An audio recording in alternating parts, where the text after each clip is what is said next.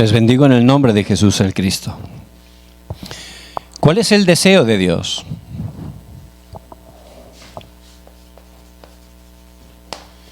A través del libro de los Hechos, una de las conclusiones que podemos ver es claramente cuál es el deseo de Dios.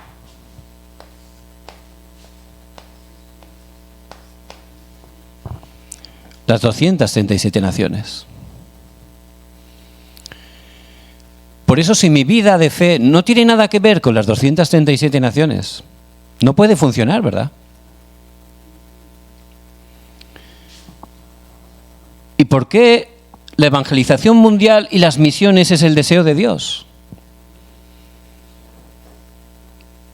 Hay una razón que solo la palabra nos muestra.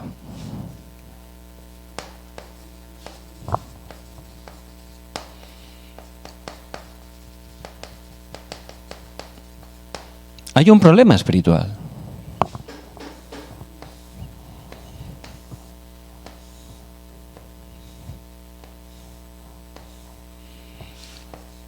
Vemos cómo Satanás, que es un ángel caído, apareció en el huerto del Edén.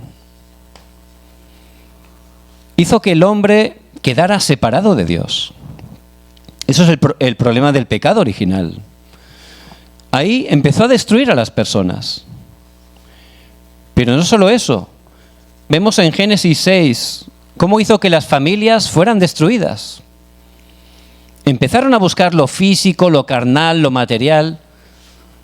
Destruyó las familias. Y también en Génesis 11, ¿verdad? Las naciones fueron destruidas.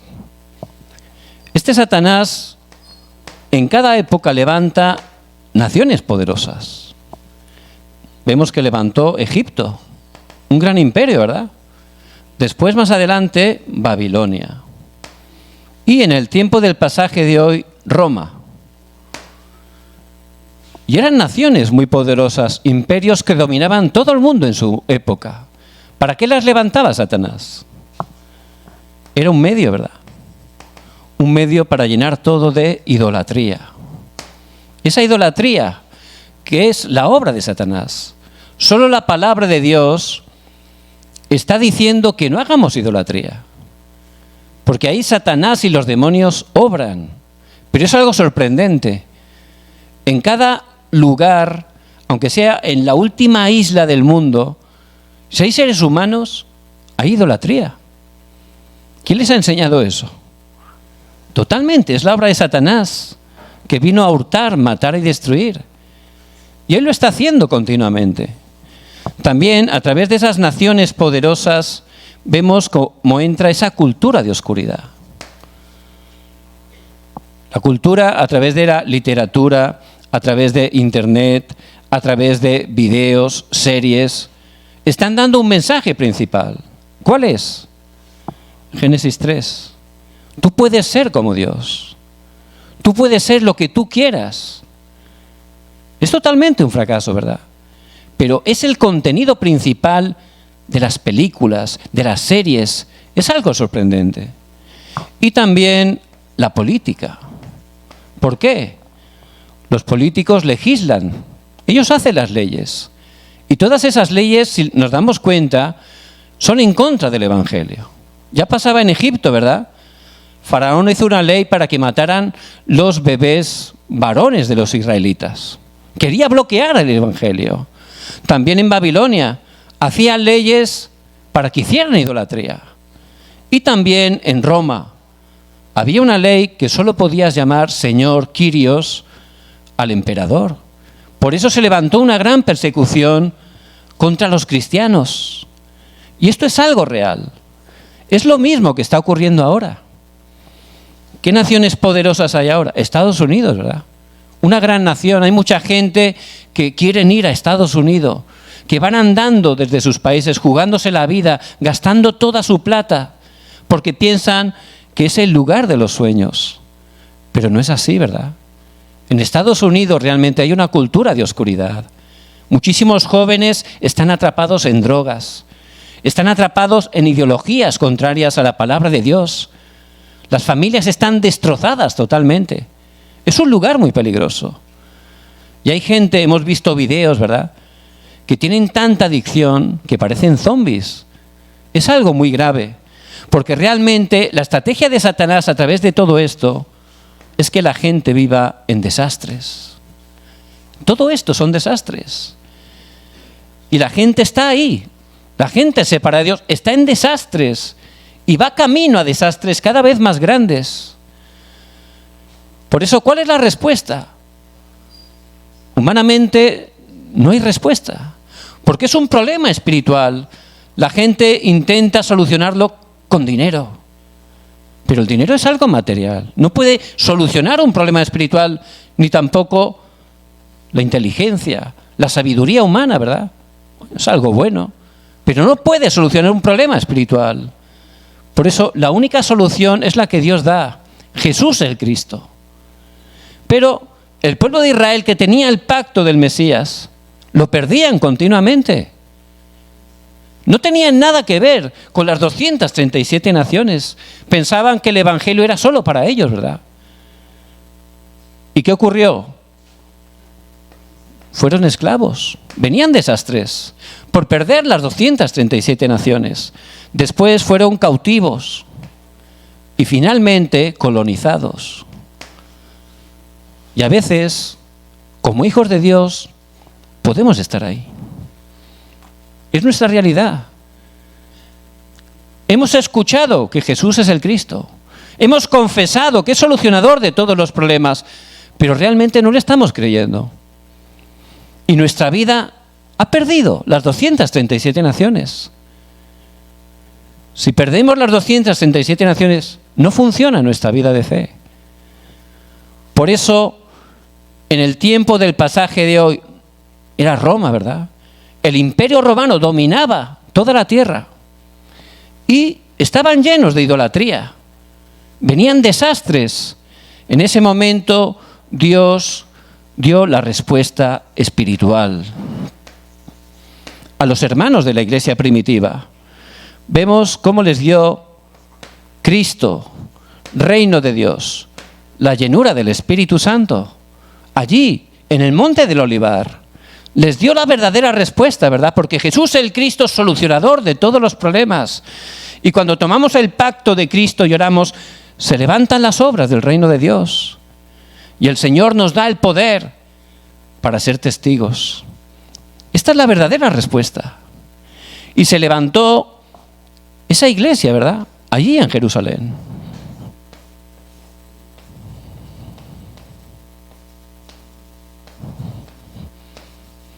Era la iglesia de Jerusalén.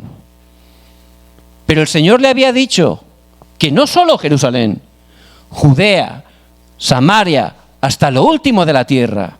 El Señor les habló claramente que había que ir a las 237 naciones. Pero se quedaron aquí parados, ¿verdad? ¿Por qué?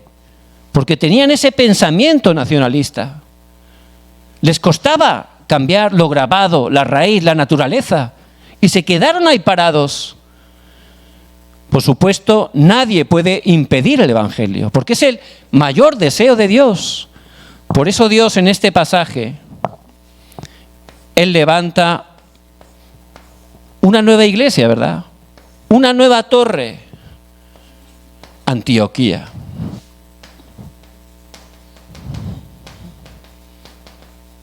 Ese es el pasaje de hoy. Como la iglesia de Jerusalén había perdido a las 237 naciones, Dios levanta una nueva torre. Una torre para las 237 naciones. Ese es el deseo de Dios. ¿Y cómo lo hizo?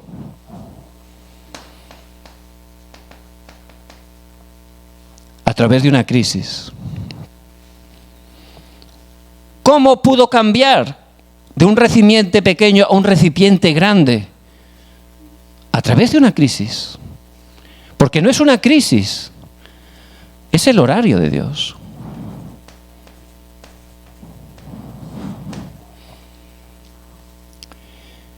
Las águilas ponen el nido en una montaña muy alta, en una pared, para que nadie pueda estar dañando sus huevos.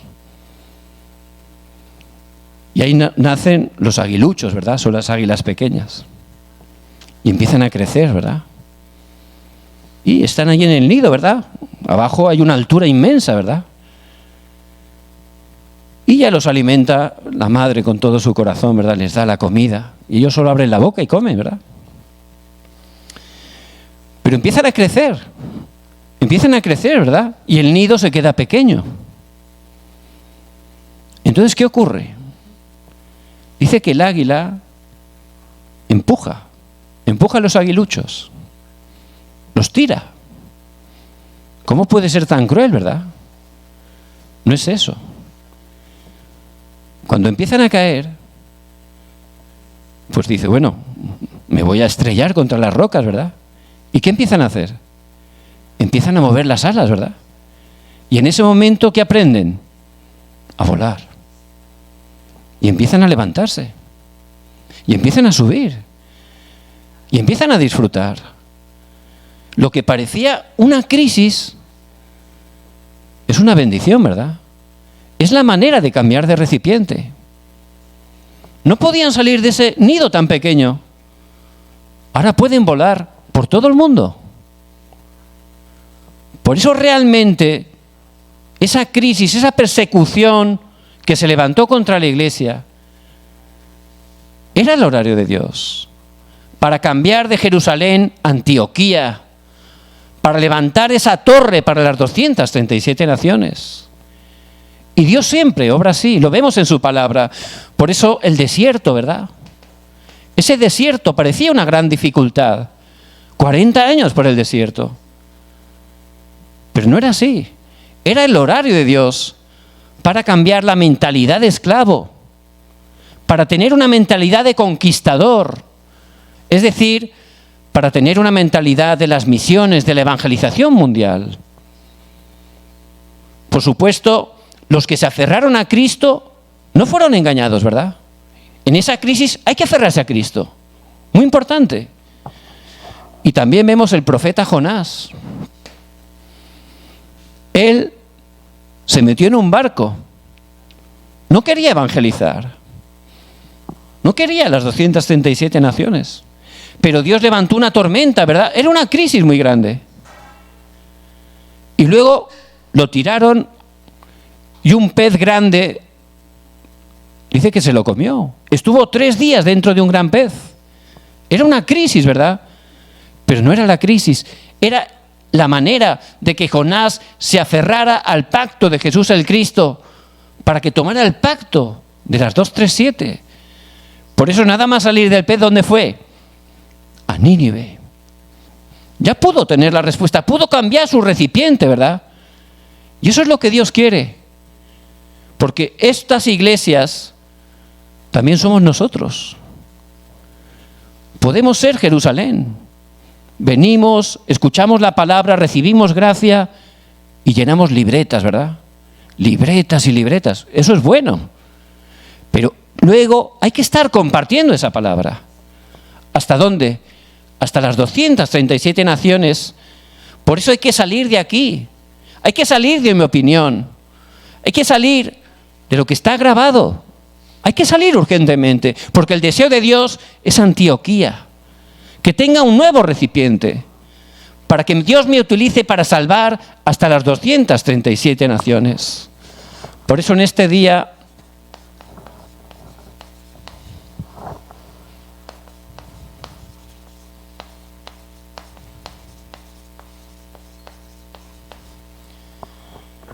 la torre de las 237 naciones.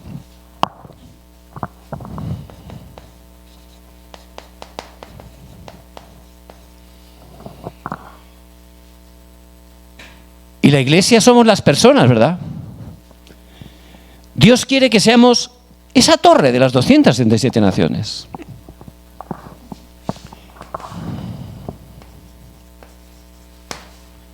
La torre de las 237 naciones es la torre que la mano del Señor está sobre ella. La mano del Señor, porque es la voluntad de Dios. Es la torre donde se ve la gracia de Dios.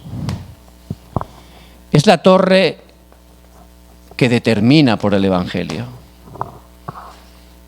Esa es la torre. Lo vemos a través de la palabra. Y es lo que el Señor va a hacer a través de nuestras vidas. Solo hay que tomar el pacto y empezar a orar. El Señor lo va a hacer a través de nosotros. Por eso, ¿cuál es la torre de las 267 naciones? Es la torre que levanta discípulos.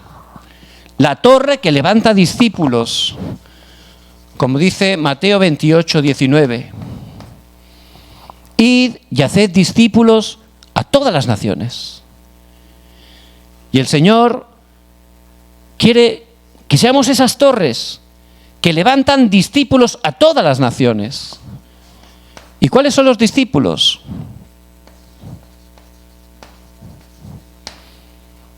Los discípulos son los que están en la corriente de la palabra.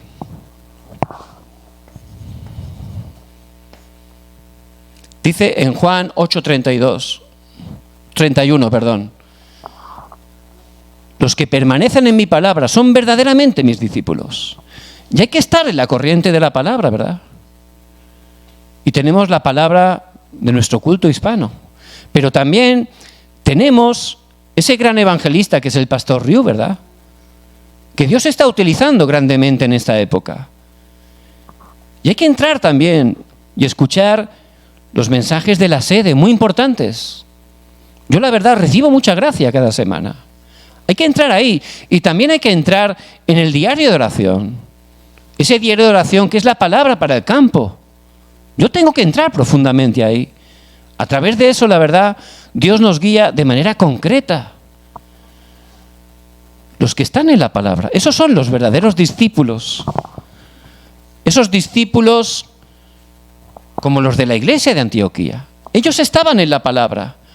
Por eso, ellos sabían que había que predicar a todas las naciones. Y dice que predicaron, versículo 20, por primera vez a los griegos. Por primera vez. ¿Por qué? Porque ellos eran torre de las 237 naciones. Por primera vez en la historia de la iglesia, voluntariamente predicaron a los no judíos. Ese es el deseo de Dios. Y hay que tener esa mentalidad, ¿verdad? Hay que predicar a todos. Los hispanos que estamos en Corea, por supuesto, hay que evangelizar a todos los extranjeros. No importa de qué país sean, no importa el idioma que tengan. Tenemos que preparar materiales para poder realmente darles el evangelio. Y no solo eso, también a los coreanos. Tenemos que estar predicándoles a ellos, ¿verdad? Sorprendentemente, cuando yo le hablo el evangelio a un coreano, me escucha mejor que a lo mejor escucharía a otro coreano.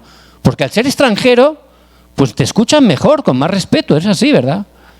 Y de esa manera tenemos que estar rompiendo los esquemas. De esa manera Dios nos va a levantar grandemente para poder estar siendo utilizados por Él. Esos discípulos hay que entrenarlos. Por eso vemos hoy en el pasaje, en el versículo 25 y 26. Dice que se reunieron un año con Bernabé y Saulo. Durante un año estuvieron entrenándolos. Esos discípulos hay que entrenarlos. Realmente yo conozco muchos países, pero un sitio donde se pueda entrenar también a un obrero como en Corea, la verdad que no conozco. Tenemos todo preparado, ¿verdad? Los lugares, los materiales, el mensaje, que es lo más importante. Es un lugar, yo empezaba a venir desde mi país, bien lejos, era para entrenar. Hace 20 años venía para entrenar. Y tenemos que estar aprovechando los que estamos aquí. Y los que no tienen que orar para que Dios les abra la puerta y puedan realmente hacer un entrenamiento. De esa manera va a ser un punto de cambio para sus vidas. ¿Hasta cuánto hay que entrenar? Dice la palabra que por primera vez en Antioquía se les llamó cristianos. Por primera vez. Hasta ese punto tienen que entrenar hasta que la gente al vernos digan, son seguidores de Cristo. Son seguidores de Cristo. Hasta ese punto tenemos que estar entrenando y levantarnos como modelos. que seamos modelos para otros y se puedan levantar como discípulos. Vemos Bernabé, vemos Pablo, eran modelos, ¿verdad? Y hay que levantarnos como esos modelos para que otros nuevos creyentes se puedan levantar. Esa es la torre de las 237 naciones, la torre de los discípulos. Si somos la torre de los discípulos, ¿qué ocurrirá? Versículo 21. La mano del Señor estaba sobre ellos. Versículo 21. ¿Por qué? Si estamos levantando esos discípulos, vamos a ver el respaldo de Dios. Si la mano de Dios está conmigo, ya no hace falta moverse por nada, ¿verdad? Él tiene todo el poder. Significa que estoy dentro de su plan absoluto. La torre de las 237 naciones es la torre que sana. ¿A dónde? A todos los pueblos. Dice en Marcos 16, del 15 al 20. Id por todo el mundo y predicad el evangelio a toda criatura. Y pondrás tu mano sobre ellos, los enfermos, y sanarán. Y echarán fuera demonios. Es la torre que sana. Hay que sanar a todo el mundo. Esa es la torre de las 237 naciones. ¿Cómo tenemos que sanarlos? Con el evangelio. Solo con el evangelio. Es lo que predicaron allí. Al llegar, les hablaron el evangelio del Señor Jesús. Solo Jesús el Cristo es el verdadero sanador. Vemos en Isaías 53, 4, dice que Él llevó nuestras enfermedades. Y la última parte del 5 dice, y por sus llagas fuimos nosotros curados. Jesús el Cristo es el verdadero sanador. Por eso todas las personas en su ministerio público que se encontraban con Él, no importa la enfermedad que tuvieran, todos al creer que Jesús es el Cristo, eran sanados. Enfermedades desconocidas, enfermedades incurables en ese tiempo. Todos ellos, a través de su fe en Jesús el Cristo, recibieron verdadera sanidad. Por eso tenemos que estar recibiendo esa sanidad y con el Evangelio hacer esa meditación santa. Algo de mucha bendición en nuestro tiempo de meditación es que hagamos el camino de la salvación. Eso lo aprendí en un entrenamiento hace muchos años. Y cada día, pues, juntamente con el diario de oración, hay el camino de la salvación para mí, ¿verdad? Me lo hago para mí, personalizando. Y luego esos versículos del camino de la salvación los fui memorizando. Y es una bendición tremenda, porque es un tiempo de sanidad. Y es la manera de grabar, de enraizar, de naturalizar el Evangelio, ¿verdad? Eso es la verdadera sanidad que tenemos que estar compartiendo a todo el mundo. Y no solo eso, también la oración, ¿verdad? Esa oración de 3-9-3. Necesitamos enseñar esa oración. La oración de disfrutar de Dios Trino. Las bendiciones del trono celestial dentro de mí. Y ese poder al campo. Salvar las 3 épocas. Ese tiempo de bendición. Ayer por la tarde hicimos un campamento de oración. Y la verdad, pues yo el sábado pues estoy bastante ocupado, ¿no? Y la verdad, pues no me gustaba mucho venir. Pero seguí la palabra y vine, ¿no? Y tuvimos un tiempo de concentración, donde pudimos hacer respiración profunda, concentrándonos en Jesús el Cristo, concentrándonos en la palabra. Y la verdad, que nada más empezar, pues estaba arrepentido ya, pidiéndole perdón al Señor, ¿no? Recibí mucha gracia. No es que fue un mensaje que escuché, no es eso. Fue simplemente concentrarme en la palabra. Fue un tiempo de disfrutar de la oración. Y es el tiempo más feliz. Y a veces lo sabemos, pero estamos tan ocupados que no lo hacemos, ¿verdad? Pero necesitamos ese tiempo. Esa es la verdadera sanidad. Es la manera de cambiar nuestro pasado, sanar el pasado, el presente, el futuro. Es ese tiempo de sanidad. Y también dar sanidad a muchas personas que están con problemas espirituales, problemas mentales. La ciencia no tiene respuesta para ellos. Estos días, pues aquí en Corea salió una noticia, ¿no? Un nieto de un expresidente de la nación muy famoso, pues empezó a hacer directos. Él vive en Estados Unidos, es una familia muy conocida, pero hasta ahora no sabían nada de ellos. Pero este joven pues empezó a contar todos los problemas que estaba sufriendo en Estados Unidos, ¿verdad? Drogas, problemas mentales, y decía que había conocido el Evangelio y que tenía una carga del pecado y quería compartir. Y empezó a contar todos los problemas que esa familia con tanto dinero, con tanta fama realmente tenían, ¿verdad? Y nadie les da respuesta. Nadie les da respuesta. Nosotros tenemos la verdadera sanidad, que es Jesús el Cristo.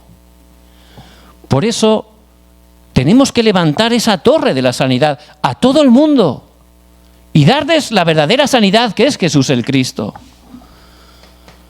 Por eso vemos cómo en el primer viaje misionero, cómo Pablo y Bernabé fueron allí y dieron sanidad a Elimas. Hechos 16, del 16 al 18, el segundo viaje misionero en Filipo, a esa mujer o a esa joven con el espíritu de adivinación, fue liberada. Tuvo problemas espirituales, pero fue sanada en el nombre de Jesús el Cristo. Hechos 19, del 8 al 20, esa ciudad de Éfeso, que era una ciudad llena de problemas espirituales, mentales, todos eran sanados, eran liberados a través de hacer ese movimiento de la palabra durante 2 años en la escuela de Tirano. ¿Qué palabra compartían? Que Jesús es el Cristo, el reino de Dios, solo con el poder del Espíritu Santo. Y esa es la verdadera sanidad. Por eso, si levantamos esa torre,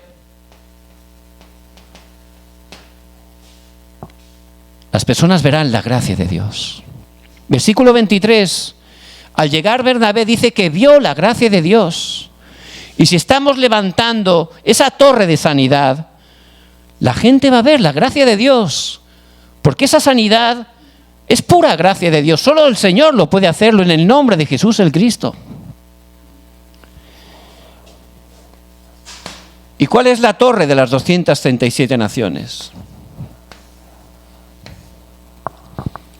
Es la torre de solo. Solo. Hechos 1:8. Traduciendo la versión coreana dice: solo cuando el Espíritu Santo venga sobre vosotros, recibiréis el poder para ser testigos. Solo cuando recibamos el Espíritu Santo, solo con el poder del Espíritu Santo. No hay otra manera, ¿verdad? Somos débiles, pero el Señor tiene todo preparado para nosotros. Y Él nos da el poder para llegar hasta lo último de la tierra. Por eso hay que levantar esa torre de solo. Y ahí tenemos ese poder espiritual que tenía José, ¿verdad? Pudo llegar a las 237 naciones. El poder intelectual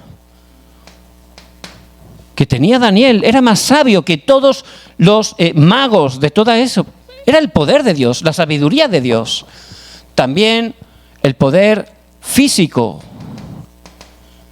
Y vemos Caleb con 85 años, ¿verdad? Cómo realmente tenía el pacto y fue utilizado para conquistar Hebrón, la tierra de Anac, donde estaban los gigantes. Ese es el poder que Dios nos ha dado a través del Espíritu Santo. El poder económico, esa economía de la luz para las 237 naciones, es la economía que Dios le dio a Isaac, ¿verdad? Él cosechó 100 por 1. En un tiempo de hambruna, 100 por 1.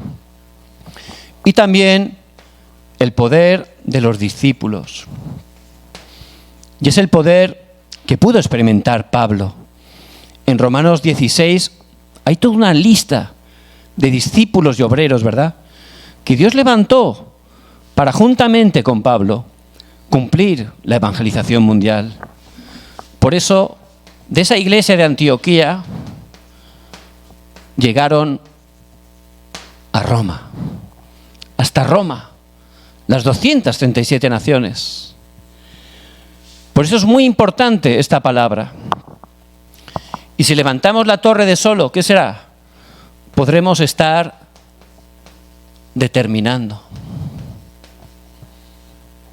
Dice que había gran escasez en la iglesia de Jerusalén, pero ellos determinaron, versículo 29, enviar socorro.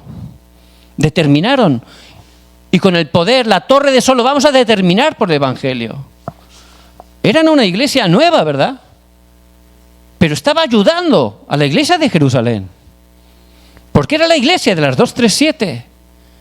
Ellos tenían la torre de las 237 naciones, esa torre que levantaba discípulos y la mano del Señor estaba sobre ellos. La torre que levantaba esa sanidad y veían la gracia de Dios. La torre de Solo, que podían estar determinando para el Evangelio. Por eso, ¿cuál es la conclusión?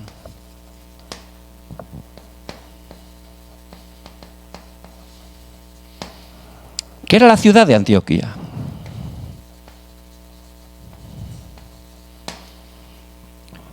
Era un campo abandonado. Era una ciudad de carnalidad, de cosas incorrectas. Era famosa, era la tercera ciudad más importante de todo el mundo. Pero era famosa por hacer cosas incorrectas. Estaba llena de oscuridad. Pero Dios la escogió, ¿verdad? Y no hay que dejarse engañar por las apariencias. Él levantó de Antioquía una torre para las 237 naciones. Por eso no nos tenemos que dejar engañar, ¿verdad? Si oramos, Dios nos va a encontrar personas extranjeras, multicultura, que están aquí. No hay que dejarse engañar por esas apariencias, ¿verdad? Aunque estén totalmente abandonados, Dios los va a levantar como torres para las 237 naciones que al regresar a sus países, Dios los va a utilizar para poder salvar toda su nación.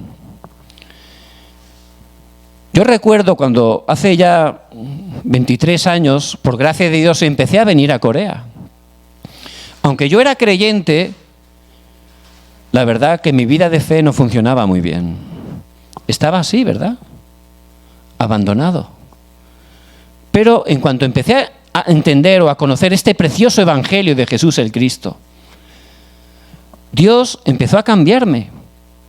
Y llegó un momento que pude tener esa resolución. Mi vida es para las 237 naciones. Por eso no nos tenemos que estar quedando con la apariencia, ¿verdad? Dios va a obrar. Si estamos orando, Dios va a obrar. Y es muy importante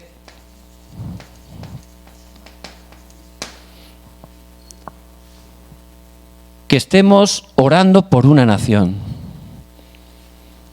Hay que empezar por una nación. Y tenemos que estar orando, ¿verdad? Y que estemos orando con fe. Que estemos creyendo. Porque realmente es el deseo de Dios. Que en este día podamos tomar esta palabra tan importante. Ya no tenemos que ser Jerusalén. Ya no tengo que estar viviendo en mi opinión, con esa vasija tan pequeña, ¿verdad? Esa vasija no funciona. Si pierdo el evangelismo, si pierdo las misiones, no funciona mi vida de fe. Dios quiere que me levante como esa torre de 237. Que sea una torre para levantar discípulos, para dar sanidad. Una torre siendo testigo con el poder del Espíritu Santo. De esa manera, Dios va a levantar grandes obras. Les bendigo en el nombre de Jesús el Cristo, que tomen esta palabra que Dios nos da y que Él va a cumplir por su gracia en sus vidas y en sus campos.